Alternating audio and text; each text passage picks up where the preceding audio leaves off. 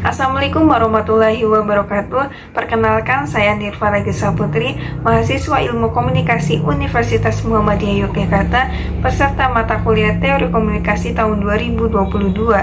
Pada video ini saya akan menjelaskan tentang analisis speech as theory, naratif paradigma teori, dan kultural studies. Speech as theory. Speech as theory dikemukakan oleh John L. Austin dan telah dikembangkan oleh J.R. Shirley. Mereka percaya bahwa bahasa tidak hanya digunakan untuk menginformasikan atau menggambarkan sesuatu, tetapi juga sering digunakan untuk melakukan tindakan. Sekilas teori. Austin pertama kali mengemukakan istilah tindak tutur. Austin mengemukakan bahwa aktivitas bertutur tidak hanya terbatas pada penuturan sesuatu, tetapi juga melakukan sesuatu atas dasar tuturan itu. Shire menyatakan bahwa tindak tutur merupakan gejala individual, bersifat psikologis, dan keberlangsungannya ditentukan oleh kemampuan bahasa si penutur dalam menghadapi situasi tertentu.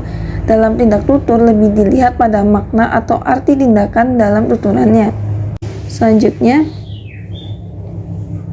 pemikiran Austin dituangkan dalam buku yang berjudul How to Do Things with Words dan kemudian sangat berpengaruh pada perkembangan kajian bahasa selanjutnya. Sebelumnya, para ahli bahasa beranggapan bahwa sebuah kalimat hanya berfungsi untuk menggambarkan suatu keadaan atau untuk menyatakan suatu fakta, dan kalimat tersebut dapat dibuktikan keberadaannya. Austin berpendapat bahwa tidak semua kalimat semata-mata diujarkan untuk menyatakan atau melaporkan sesuatu. Seseorang tidak hanya menuturkan menyatakan sesuatu, tetapi juga melakukan suatu tindakan. Austin membedakan dua jenis tuturan, yakni pertama tuturan konstatif, tindak tutur yang hanya berisi suatu pernyataan. Yang kedua tuturan performatif, tindak tutur yang diucapkan untuk melakukan suatu tindakan. Terdapat jenis-jenis tindak tutur. Austin membagi tindak tutur menjadi 3 macam tindakan, yaitu pertama, tindakan menginformasikan atau menyatakan sesuatu, the act of saying something, yang disebut dengan tindak lokusi atau locutionary act. Yang kedua, tindakan menghendaki mitra tuturnya untuk melakukan sesuatu, the act of doing something, tindak ilokusioner atau ilokutionary act. Dan yang ketiga, tindakan memberikan pengaruh kepada mitra tutur atau menghendaki adanya reaksi atau efek atau hasil tertentu dari mitra tutur, the act of affecting someone, tindak perlokusi atau perlocutionary act. Terdapat 5 jenis ilokusi atau tindakan berkehendak menurut Shirley. Yang pertama, asertif, pernyataan yang mengikat penutur untuk membela kebenaran suatu proposi, contohnya menyatakan, menegaskan, menyimpulkan, dan meyakini. Yang kedua, direktif, ilokusi yang berusaha membuat pendengar melakukan sesuatu, contohnya perintah, permintaan, doa. Yang ketiga, komisif, komitmen penutur untuk tindakan di masa depan, contohnya promosikan, bersumpah, membuat kontrak, menjamin. Yang keempat, ekspresif, tindakan yang mengkomunikasikan beberapa aspek dari keadaan psikologis pembicara, contohnya berterima kasih, memberi selamat, menyambut. Yang kelima, deklarasi dirancang untuk menciptakan proposisi yang dengan sangat penegasan, contohnya menunjuk, menikah, memecat, dan mengundurkan diri. Terima kasih. Naratif paradigma teori. Teori naratif dibangun oleh Walter Fisher, University of Law di tahun 1960 dan menjadi profesor. Sekilas teori, paradigma naratif mengemukakan keyakinan bahwa manusia adalah seorang pencerita atau homo naras, dan bahwa pertimbangan akan nilai, emosi, dan estetika menjadi dasar keyakinan dan perilaku kita. Kisah seseorang akan efektif jika sesuai dengan nilai-nilai yang dianut oleh pendengarnya. Kita cenderung dapat lebih terbujuk oleh sebuah cerita yang bagus ketimbang oleh sebuah argumen yang baik. Fisher menyatakan bahwa esensi dari sifat dasar manusia adalah menceritakan kisah. Pergeseran paradigma. Pergeseran paradigma adalah perubahan signifikan dalam cara kebanyakan orang melihat dunia dan maknanya. Pergeseran terjadi dari paradigma dunia rasional atau sistem logika ke arah paradigma naratif. Fisher berusaha memperlihatkan paradigma naratif sebagai penggabungan logika dan estetika. Perbedaan paradigma. Paradigma naratif, manusia adalah pencerita. Paradigma dunia rasional, manusia adalah makhluk rasional. Paradigma naratif, pembuatan keputusan dan komunikasi berdasarkan pada alasan yang baik. Paradigma dunia rasional, pembuatan keputusan berdasarkan pada argumentasi. Paradigma naratif, Alasan yang baik ditentukan oleh aspek sejarah, biografi, budaya, dan karakter. Paradigma dunia rasional, argumentasi mengikuti kriteria spesifik untuk kebijakan dan logika. Paradigma naratif, rasionalitas berdasarkan pada kesadaran orang-orang mengenai konsistensi internal dan kejujuran yang tampak hidup dalam cerita.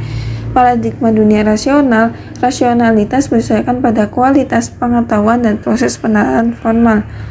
Paradigma naratif, dunia dialami oleh orang-orang sebagai suatu rangkaian cerita yang dapat dipilih. Ketika kita memilih, kita hidup dalam proses penciptaan kembali yang terus-menerus. Paradigma dunia rasional, dunia dapat direduksi menjadi serangkaian hubungan yang logis ditemukan melalui penalaran. Dalam teori ini, Fisher menyatakan 5 asumsi, yaitu yang pertama, manusia pada dasarnya adalah makhluk bercerita. Yang kedua, keputusan mengenai harga dari sebuah cerita didasarkan pada pertimbangan yang sehat. Yang ketiga, pertimbangan yang sehat ditentukan oleh sejarah, biografi, budaya, dan karakter. Yang keempat, rasionalitas didasarkan pada penilaian orang mengenai konsistensi dan kebenaran sebuah cerita. Yang kelima, seseorang mengalami dunia yang diisi dengan cerita, dan kita harus memilih cerita yang ada. Narration, ide Fisher, semua komunikasi adalah naratif. Fisher berargumen bahwa naratif bukan genre khusus, melainkan sebuah bentuk pengaruh sosial. Sebuah kehidupan disusun dari cerita-cerita atau naratif. Dalam sebuah aspek kehidupan sehari-hari, menunjukkan kita sedang mendengar atau membentuk naratif. Naratif rationality, rasionalitas naratif merupakan standar untuk menilai cerita mana yang dipercaya dan mana yang diabaikan. Pengujiannya mencakup apakah klaim-klaim sesuai dengan fakta aktual, apakah semua fakta yang relevan telah diperdebatkan, apakah argumen konsisten secara internal, dan apakah pemikiran yang logis digunakan untuk memenuhi standar logika formal dan informal. Naratif nationality berbasis berdasarkan 2 prinsip yang berbeda. Yang pertama, koherensi, merujuk pada konsistensi internal dan sebuah naratif. Yang kedua, kebenaran, merujuk pada kredibilitas dan sebuah cerita. Tipe-tipe koherensi yang spesifik. Pertama, koherensi struktural, merujuk pada tingkatan di mana elemen-elemen dari sebuah cerita mengalir dengan lancar. Yang kedua, koherensi material, merujuk pada tingkat kongruensi antara satu cerita dengan cerita lainnya yang sebenarnya berkaitan dengan cerita tersebut. Yang ketiga, koherensi karakterologis, merujuk pada dapat dipercaya karakter-karakter di dalam sebuah cerita. The Logic of Good Narration. Bisa menyatakan bahwa ketika naratif memiliki kebenaran, naratif itu menyusun suatu pertimbangan yang sehat bagi seseorang untuk memegang keyakinan tertentu untuk mengambil tindakan. Sebuah rangkaian prosedur yang sistematif yang akan membantu di dalam analisis dan penilaian sebuah elemen pertimbangan dalam interkasi retoris. Logic of Good Narration. Pertama, apakah pernyataan-pernyataan diklaim faktual di dalam sebuah naratif benar-benar faktual? Yang kedua, apakah ada fakta-fakta relevan yang telah dihapuskan dari naratif atau didistorsi dalam penyampaiannya? Ketiga, pola-pola pertimbangan apa yang ada dalam naratif? Keempat, seberapa relevan argumen-argumen di dalam cerita dengan keputusan apapun yang mungkin akan dibuat oleh pendengar. Kelima, seberapa baik naratif ini menjawab isu-isu penting dan signifikan dari kasus ini. Terima kasih. Cultural Studies. Cultural Studies teori didirikan oleh Sudha Jamaican The Birmingham School of Cultural Studies, berakar dari pemikiran Karl Marx. Sekilas teori. Media merepresentasikan ideologi dari kelas yang dominan di dalam masyarakat. Karena media dikontrol oleh korporasi kaum elit, informasi yang ditampilkan kepada publik yang pada akhirnya dipengaruhi dan ditargetkan dengan tujuan untuk mencapai keuntungan. Pengaruh media dan peranan kekuasaan harus dipertimbangkan ketika menginterpretasikan suatu budaya. Sudha adalah seorang teoretikus yang mempertanyakan peranan berbagai institusi elit seperti media dan gambaran mereka yang seringkali salah dan menyesatkan. Hal berfokus pada peran media dan kemampuan mereka untuk membentuk opini publik mengenai populasi yang termarginalkan, termasuk orang-orang kulit berwarna, orang miskin, dan kelompok orang lainnya yang tidak menggambarkan sudut pandang pria heteroseksual berkulit putih dan kaya. Bagi hal kepribadian bersifat politis, sebagai seorang Jamaika, ia berbicara mengenai menjadi yang paling hitam di dalam keluarganya, seseorang dari luar, yang tidak layak dan yang menemukan bahwa pengalaman kemarginalan diciptakan ulang dan diperbesar. Cultural Studies adalah perspektif teoritis yang berfokus bagaimana budaya dipengaruhi oleh budaya yang kuat dan dominan. Menurut Hall, kajian budaya memiliki banyak wacana, juga memiliki beberapa sejarah. Ia adalah sekelompok formasi yang utuh, memiliki beberapa sejarah. Ia adalah sekelompok formasi yang utuh, memiliki peristiwa dan momen di masa lalu. Sering disebut kajian halayak. Warisan Marx, kekuatan bagi masyarakat. Cultural Studies adalah tradisi yang berakar pada tulisan-tulisan. Karl Marx dihargai sebagai orang yang mampu mengidentifikasi bagaimana mereka yang memiliki kekuasaan kaum elit mengeksploitasi yang lemah kelas pekerja. Ia percaya bahwa keadaan lemah dapat menuntun terjadinya alienation atau kondisi psikologis di mana orang mulai merasa bahwa mereka memiliki sedikit kontrol terhadap masa depan mereka. Para pemikir Marxis yang percaya bahwa kelas pekerja ditekan karena adanya kepemilikan media oleh korporasi disebut sebagai teoretikus masa Frankfurt. Ilmuwan ini percaya bahwa media lebih tertarik untuk menghasilkan uang dibandingkan menyampaikan berita. Kemudian muncul neo-Marxis yang berarti bahwa teori ini berbeda dari Marxisme klasik hingga pada batasan tertentu. Ada dua asumsi. Yang pertama, budaya tersebar dalam dan menginfluensi semua sisi perilaku manusia. Kedua, orang merupakan bagian dari struktur kekuasaan yang bersifat hierarkis. Asumsi pertama, budaya didefinisikan sebagai sebuah komunitas makna. Menurut Hall, ideologi merujuk pada gambaran, konsep, dan premis yang menyediakan kerangka pemikiran di mana kita merepresentasikan, menginterpretasikan, memahami, dan memaknai beberapa aspek eksistensi sosial.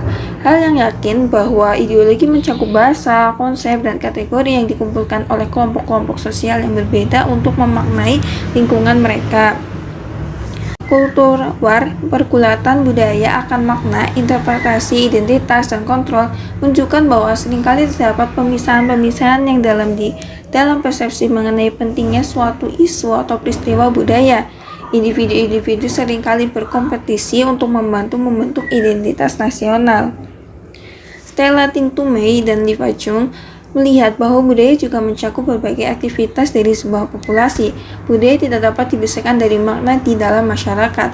Makna di dalam budaya kita dibentuk oleh media. Asumsi yang kedua, teori budaya berkaitan dengan manusia sebagai bagian penting dari suatu hierarki sosial yang kuat. Kekuasaan bekerja di dalam semua level kemanusiaan dan secara berkesinambungan membatasi keunikan identitas. Makna dan kekuasaan berkaitan erat. Menurut Hall, makna tidak dapat dikonseptualisasikan di luar bidang permainan dari hubungan kekuasaan. Mungkin sumber kekuatan yang paling mendasar di dalam masyarakat adalah media. Hall menyatakan bahwa media telah menjadi terlalu kuat dan berkuasa. Hegemoni. Antonio Gramsci mengembangkan gagasan ini lebih jauh dengan berargumen bahwa kelompok-kelompok sosial ini memperoleh hegemoni atau dominasi dengan cara mempengaruhi agar kaum subordinat mayoritas bersepakat atau konsen untuk tunduk pada kalangan dominan dan dalam konstelasi sosial politik yang ada. Hegemoni adalah kekuasaan mendominasi yang dimiliki suatu kelompok sosial atas kelompok sosial lainnya. Hegemoni mengimplikasikan adalah persetujuan sukarela masyarakat untuk diatur berdasarkan prinsip-prinsip, aturan-aturan, dan hukum yang mereka percayai beroperasi untuk kesejahteraan bersama, walau sebenarnya tidak. Social cons adalah sarana kontrol yang lebih efektif daripada koersi atau kekerasan. Counter hegemoni. Tidak percaya pada budaya dominan, masyarakat tidak patuh atas apa yang diberikan media, menggunakan praktik dominasi hegemoni untuk menentang dominasi. Terima kasih. Sekian presentasi diri saya, semoga bermanfaat. Terima kasih. Wassalamualaikum warahmatullahi wabarakatuh.